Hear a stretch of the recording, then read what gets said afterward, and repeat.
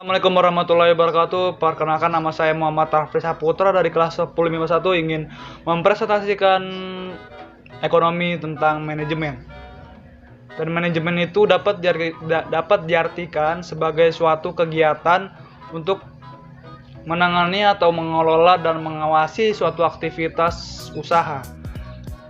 Manajemen itu adalah proses yang menggerakkan tindakan-tindakan dalam usaha kerjasama manusia sehingga tujuannya benar-benar tercapai. Dan banyak para ahli juga mengungkapkan tentang pengertian manajemen. Di sini yang paling menonjol yaitu para ahli Henry Fayol dan George R. Terry.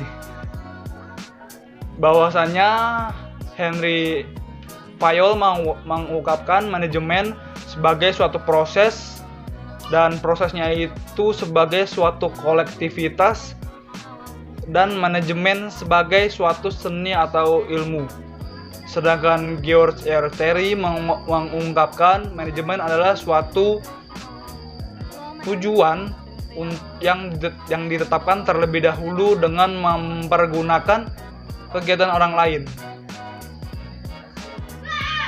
Fungsi manajemen yaitu adalah satu, planning atau perencanaan, kedua adalah organizing atau pengorganisasian, yang ketiga adalah actuating atau penggerakan, yang keempat adalah controlling atau pengawasan, dan yang untuk unsur-unsur manajemennya adalah manajemen sebagai sarana atau tools of management yang dikenal sebagai sebutan the 6M, yang terdiri dari man atau manusia, yang kedua money atau uang, yang ketiga adalah methods atau cara kerjanya untuk mencapai tujuannya, dan yang keempat adalah material atau bahan-bahan yang diperlukan, yang kelima adalah machine atau mesin yang diperlukan untuk mencapai tujuan, dan yang terakhir adalah market atau pemasaran sebagai tempat untuk memperjualbelikan hasil produksinya.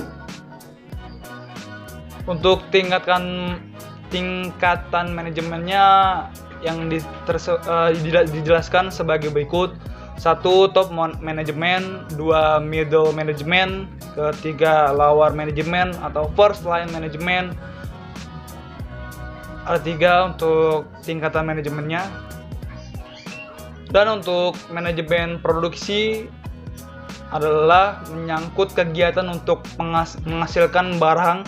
Oleh karena itu, dalam kegiatan manajemen produksi ini harus melalui proses sebagai berikut.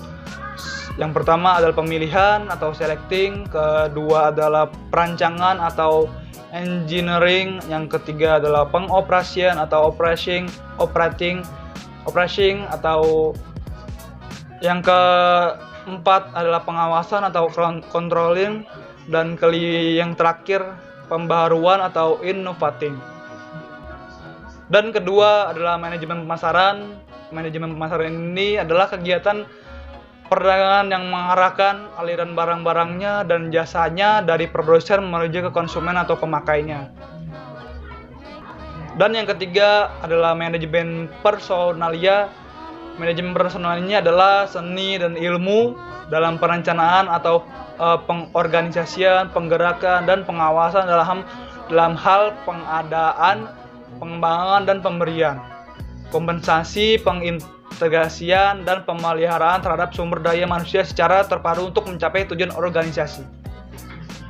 Yang keempat, manajemen keuangan. Untuk manajemen keuangan, fungsi utamanya adalah antaranya sebagai berikut: 1. Raising of fund, yang kedua adalah allocation of fund, yang ketiga controlling of fund.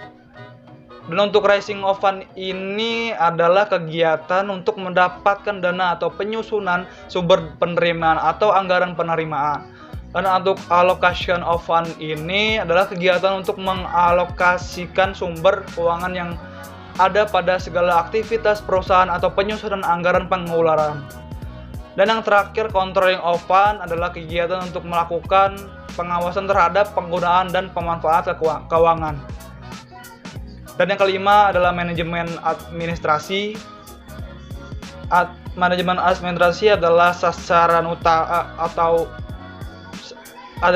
utama dari manajemen administrasi atau akuntansi yang menyaji. Yang kelima adalah manajemen administrasi adalah menyajikan laporan tentang peristiwa finansial atau keuangan. Peristiwa finansial atau keuangan ini yang dimaksud meliputi kegiatan mencatat, menguraikan dan menganalisis, menggolongkan, meringkas, menafsirkan, meramalkan dan melaporkan ke peristiwa keuangan. Sekian dari presentasi dari saya untuk bab manajemen, kurang lebih segitu aja. Misalkan ada salah kata, mohon maaf. Bila hit topik walhidayah. Wassalamualaikum warahmatullahi wabarakatuh.